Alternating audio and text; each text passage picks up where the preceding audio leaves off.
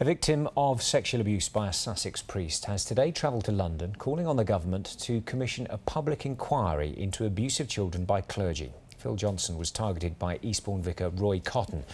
Now he wants an independent inquiry into safeguarding failings within all church institutions. It coincides with the news that the Bishop of Lewes, the Right Reverend Wallace Benn, has received a second formal complaint for alleged child protection mistakes. Our Home Affairs correspondent Colin Campbell has the story.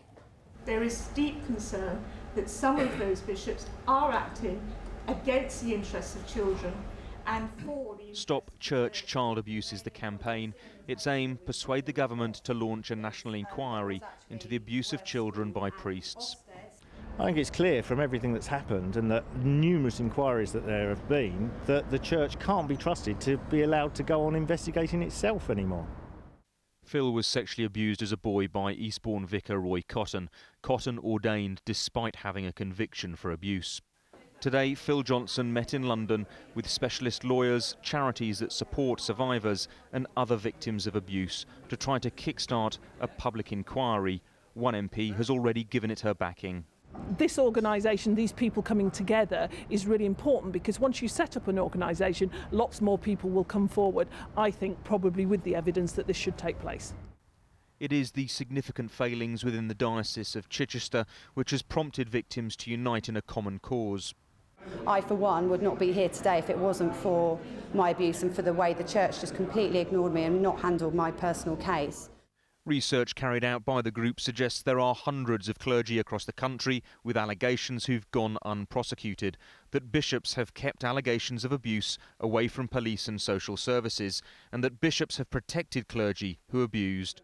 The acting Bishop of Chichester, who attended today's launch, said he'd not resist a public inquiry. We need something that will enable a proper investigation to happen so that whatever needs to be brought into the light is brought into the light, and certainly we would want to cooperate with that.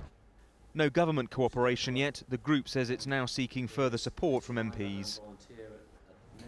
That was our Home Affairs correspondent Colin Campbell reporting. He joins us live now from Westminster. As we mentioned, Colin, the push for a public inquiry also coincides with that second complaint against Bishop Wallace Benn. That's right, Polly. Bishop Wallace Benn, the Bishop of Lewes, is already facing possible disciplinary action following the issuing of that formal complaint in November last year. We've now learnt and established that a second formal complaint has now been issued against the bishop, again by his own diocesan independent safeguarding group, a group which is responsible for the protection of children in churches in Sussex. It's unclear exactly what this second formal complaint is about, but we understand that it relates to alleged child safeguarding failings. It has now been forwarded on to Lambeth Palace, and it will now be up to the Archbishop of Canterbury to investigate the matter. Thanks, Colin.